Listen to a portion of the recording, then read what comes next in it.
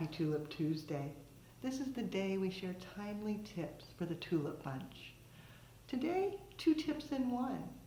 Working with a bubble bowl can be a little bit challenging. Getting the flowers to stay, I find if I make a bouquet and then set it in, it works the best. But maybe you need a little more security, or you are making a bouquet that you just want a little looser. The easiest way to bind.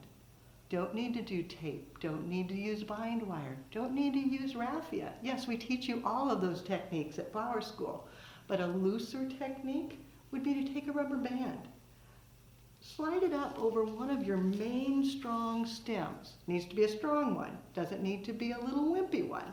Then wrap it around the bouquet, bring it back around, and slide it back up the stem again.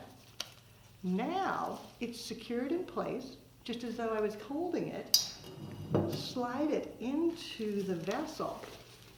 And the beauty is it's loose enough that you can go in and give your flowers a little tug, adjust their placement, shift them around, and yet it all stays together.